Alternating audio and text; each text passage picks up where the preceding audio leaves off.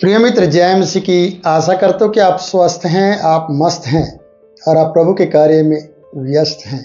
हमारे प्रभु यीशु का धन्यवाद करते हैं कि आज का दिन आपके साथ फिर से बात करने का मौका मुझे मिला है। हम उत्पत्ति की किताब में हैं और उसके 41वें अध्याय को हम लगातार देख रहे हैं। प्रियो, हम यहाँ 37 पद में आ चुके हैं और यहाँ यूसुफ का प्रधानमंत्री बनाए जाने की बात हो रही है। उससे पहले हम कुछ बातों को देखते हैं कि जब वो फिरौन को उसके स्वप्न का अर्थ बता रहा था और वो ये भी कह रहा था कि किसी समझदार और बुद्धिमान पुरुष को चुना जाए, ढूंढा जाए और उसे प्रधानमंत्री बनाया जाए और भंडार घर बनाया जाए हर उस नगर में जो बहुतायत की उपज के दिन होंगे, और हर जगह पर प्रधान बनाया जाए और समय समय पर और पंचवांश लिया जाए फसल का, और सब कुछ इस तरीके से किया जाए।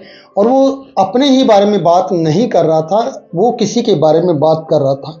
और फिरौन बड़े ध्यान से उसकी तरफ देख रहा था और वहाँ के लोग भी उसको सुन रहे थे। प्रियो, अब हम इस बात को देखते हैं कि बहुत से लोग अचंभित होते हैं जब समझदार लोग बात करते हैं। हम नीति वचन में ऐसी बहुत सी बातों को देखते हैं। पहले अध्याय से तीसरे अध्याय, दूसरे अध्याय, इन सब बातों को हम पढ़ते हैं कि समझ की प्राप्ति सोने चांदी और मूंगे से भी बढ़कर है। जिन व्यक्तियों ने समझ को प्राप्त किया, बुद्धि को प्राप्त किया, वो ऊंचे स्थानों पर ठहराए गए या बिठाए गए और उनके पद ऊंचे किए गए। वो खुद ऊंचे स्थानों पर गए और परमेश्वर उन्हें लेकर गया, क्योंकि उनको बुद्धि दी गई, उनको समझ दी गई। आज आप और मैं, परमेश्वर का वचन हमें इस प्रकार से बताता है कि उससे बुद्धि मांगे, उसे समझ मांगे, उसकी प्राप्ति करने के लिए आप यत्न करें, उसे यत्न से ढूंढे। जब हम यत्न करके भोर को उठकर बुद्धि को ढूंढते हैं, जैसे कि हम अपने परमेश्वर से मदद को मांगते हैं और उसके सारी बातें बताते हैं, तो बुद्धि हमें मिल जाती है और बिना उल्हाना दिए हुए वो अपने पर लोगों को बुद्धि और समझ देता है। यहाँ इसकी समझदारी की बातें देखी जा रही हैं। यूसुफ के सब लोग कायल हो रहे हैं, यूसुफ के ऊपर ध्यान दे रहे हैं और यूसुफ अपने बारे में नहीं, दूसरे के बारे में बात कर रहा है, पर ये लोग यूसुफ के बारे में सोच रहे हैं। जो कई बार हम अपने बारे में कहकर अपना ही पद चुनने के लिए बात कर रहे होंगे और अपने ही कारण आप सलाह दे रहे होंगे। जैसे कि हम हामान को देखते हैं। हामान जो इस तरीके का व्यक्ति था, जब राजा ने उससे पूछा कि किसी की अगर बड़ाई की जाए, किसी की प्रशंसा की जाए और उसकी प्रतिष्ठा की जाए तो क्या करना चाहिए, तो उसने अपने अंदर अपने मन ही मन ये बात को कहा था, क्या कि मेरे से ज्यादा राजा किसकी प्रतिष्ठा करना चाहेगा। तो उसने बढ़ा चढ़ाकर बातचीत की और जितना वो बढ़ा चढ़ाकर बात कर रहा था उतना ही राजा उसकी बातों से प्रभावित हो रहा था, क्योंकि जिसकी वो प्रतिष्ठा करना चाहता था वो हामान तो नहीं था, वो मोर्दके था। और जो ये बता रहा था वो अपने बारे में बता रहा था वो अपने बारे में कहना चाह रहा था और उसका मन था कि मेरे अलावा किसकी और राजा किसकी प्रतिष्ठा करना चाहेगा मेरे अलावा। कई बार हमारे जीवन में इस प्रकार की बातें होती हैं प्रियो, हम अपने ही हित की बात करने की कोशिश करते हैं और अपनी ही बड़ाई के लिए दूसरों को, उस सामने वाले व्यक्ति को सलाह देते हैं कि सर ऐसा ऐसा करना चाहिए। तो प्रियो, हो सकता है वो बड़ाई आपकी ना हो। ये अपने बारे में इसलिए बढ़ा चढ़ाकर बात कर रहा था, अंगूठी की बात कर रहा था, राजा के कपड़ों की बात कर रहा था, राजदंड की बात कर रहा था, गांव में नगर में उस घोड़े की बात कर रहा था जो राजा उस पर सवार होता था। तो ये सारी बातें अपने लिए कर रहा था। लेकिन यहाँ यूसुफ को देखा जाता है कि वो अपने लिए नहीं कह रहा है, वो इतनी अच्छी सलाह दे रहा है, वो इतना कुछ ज्ञान रखता है और वो इतनी बातचीत कर रहा है, वो परमेश्वर के अनुग्रह की बात कर रहा है कि बहुतायत के उपज को किस तरीके से बचाया जाए, किस तरीके से उसे संभाला जाए और किस तरीके से अकाल के समय में लड़ा जाए, उन बातों से, भूखमरी से लड़ा जाए, कैसे प्राणियों को जिंदा रखा जाए। तो यहाँ पर यूसुफ वो बात को बता रहा है। जब प्रियो यहाँ फिरौन के सामने यूसुफ खड़ा है और यूसुफ की बातें फिरौन सुन रहा है, तो ये 37 पद हमें और भी बातें सिखाता है। आइए हम उसको पढ़ते हैं। यह बात फिरौन और उसके सारे कर्मचारियों को अच्छी लगी। जो उसने कहा, यह बात फिरौन को अच्छी लगी, उसके कर्मचारियों को भी अच्छी लगी। प्रियो, कितनी बड़ी बात है कि जब हम समझ की बात करते हैं, जब हम ऐसे ज्ञानवान बात करते हैं जो परमेश्वर की ओर से हमें मिला है, तो वो कर्मचारियों को भी और वहाँ के लोगों को भी, वहाँ की प्रजा को भी और वहाँ के राजा को भी अच्छी लगती है। जैसे कि यहाँ फिरौन को और उसके कर्मचारियों को उसकी बातें अच्छी लगी। आगे बढ़ते हैं। इसलिए फिरौन ने अपने कर्मचारियों से कहा, देखिए अब पहल कौन कर रहा है? यूसुफ ने कोई पहल नहीं की कि उसे प्रधानमंत्री बनाया जाए, ना उसके मन में है उसके विचार ही नहीं है। ये बार बार मैं बात को कह रहा हूं, हम करते हैं ऐसा, हमारे खुद के विचार होते हैं, हमारी खुद की तरक्की के बारे में हम बात करते हैं, लेकिन यूसुफ नहीं कर रहा है। यूसुफ इब्रियों से आया हुआ है, इसलिए वो ऐसा, उसे मालूम है कि मुझे जेल से निकाला गया है, पर मुझे प्रधानमंत्री के लिए कौन चुनने वाला है, उसके मन में ऐसा कुछ भी नहीं है। तो प्रियो, यहां पर देखते कि कर्मचारियों को फिरौन को अच्छी लगी, इसलिए फिरौन ने अपने कर्मचारियों से कहा। राजा अपने ही लोगों से बात करेगा उस व्यक्ति की जो उसके सामने खड़ा होकर समझदारी की बात कर रहा है, वो है यूसुफ। और यूसुफ को हम यहां पर देखते हैं, क्या फिरौन कह रहा है, क्या हमको ऐसा पुरुष जैसा यह है, कौन? यूसुफ, मिल सकता है? प्रियो, क्या हमें ऐसा पुरुष मिल सकता है जिसमें परमेश्वर का आत्मा रहता है? ऐसा पुरुष मिल सकता है जिसमें परमेश्वर का आत्मा रहता है? तो आपको मैं याद दिलाना चाहता हूं कि हमारे जीवन के अंदर और आपके जीवन के अंदर, मेरी बहन, मेरे भाई, मेरे मित्र, जितने मुझे आप देख रहे हैं, मैं आपसे कह रहा हूं, कितना जरूरी है आपके अंदर, हम सब के अंदर परमेश्वर का आत्मा रहना, परमेश्वर का ज्ञान और परमेश्वर की बातें रहना, और परमेश्वर का जो अनुग्रह है, दया है, हमारे अंदर रहना कितना अनिवार्य हो जाता है कि लोग उस बात को पहचान पाए। मैं अक्सर अपने लोगों से कहता हूं, आपसे भी कह रहा हूं कि परमेश्वर को आपके अंदर देखा जाना चाहिए। अगर आपके अंदर परमेश्वर दिखता है, आपके साथ परमेश्वर दिखता है, तो प्रियो, सामने वाला व्यक्ति आपकी तारीफ करेगा और आपको काम देगा और आपको अपना बनाने की कोशिश करेगा और अपना घर बार तक आपको अधिकारी के रूप में दे देगा। जैसे कि हम यहां पर देखते हैं, क्या हमको ऐसा पुरुष जैसा यह है जिसमें परमेश्वर का आत्मा रहता है, मिल सकता है? अपने कर्मचारियों से सवाल किया, क्या ऐसा पुरुष हमें मिल सकता है जिसमें परमेश्वर का आत्मा रहता है?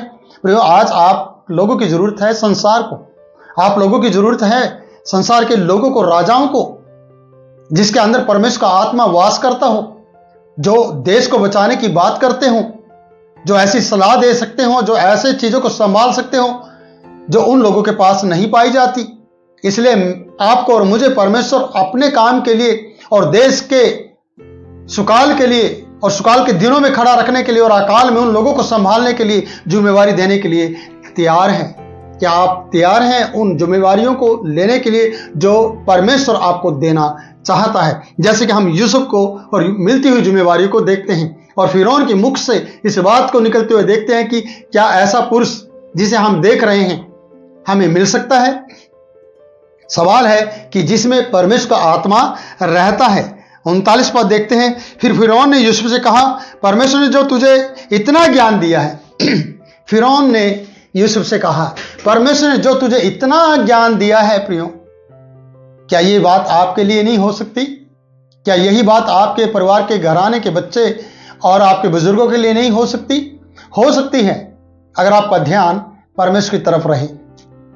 हमारा ध्यान, अगर हम जेल में हैं, अगर हम कठिनाई में, अगर हम परेशानी में, अगर हम दिक्कत में हैं, विपत्ति में हैं, तो हमारा ध्यान उन्हीं की तरफ चला जाता है, ना कि परमेश्वर की तरफ।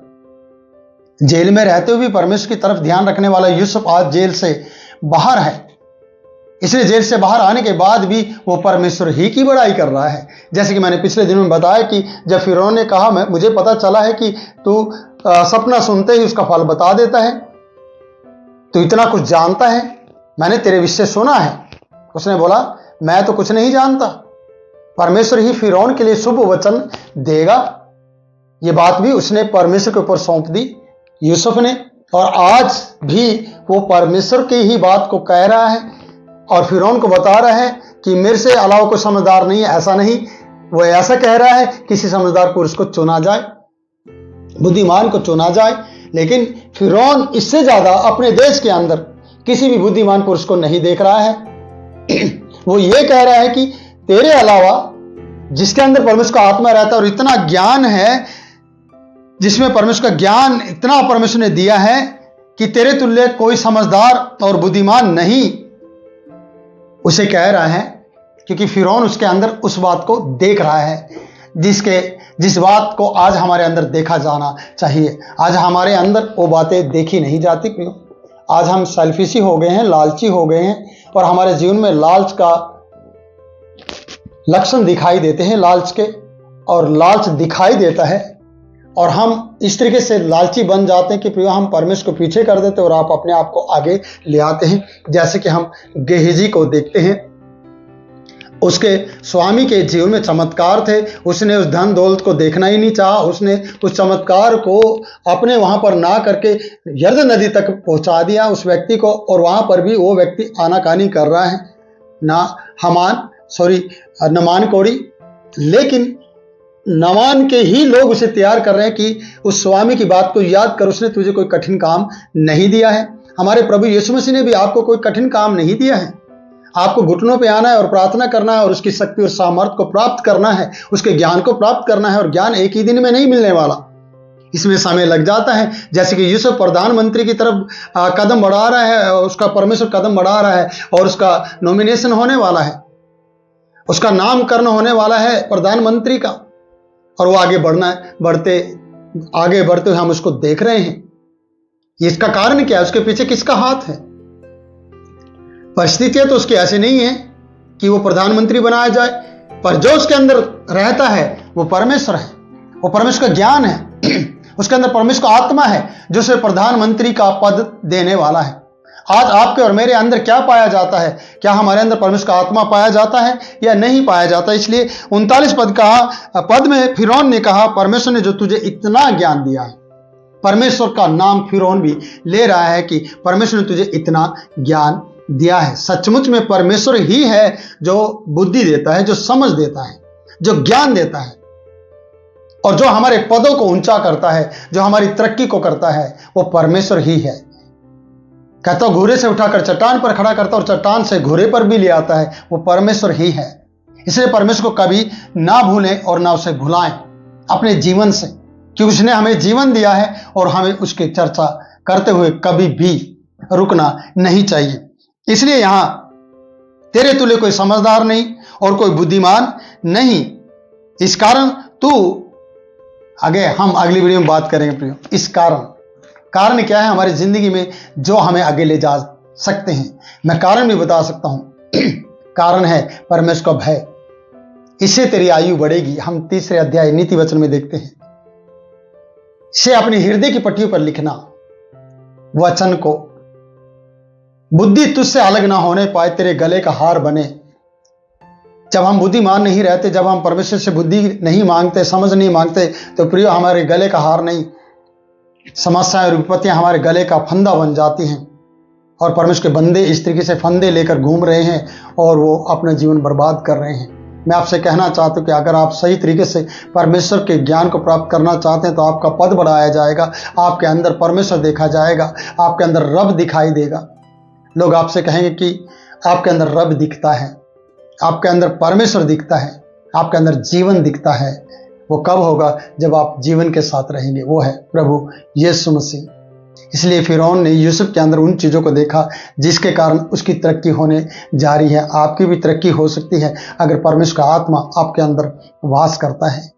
तो आज परमेश्वर के आत्मा को आने दीजिए और परमेश्वर से अगुवाई लीजिए, और इस वीडियो से आप सीखिए और कहिए कि परमेश्वर मुझे तेरी जरूरत है। प्रभु इन वचनों से आपको बहुतायत से आशीष दे। फिर मिलते हैं नई वीडियो में नई बात के साथ। तब तक के लिए मैं आपसे इजाज़त चाहता हूँ। God bless you. हमारी वीडियो को लाइक करें, शेयर करें, हमारे चैनल को सब्सक्राइब करें।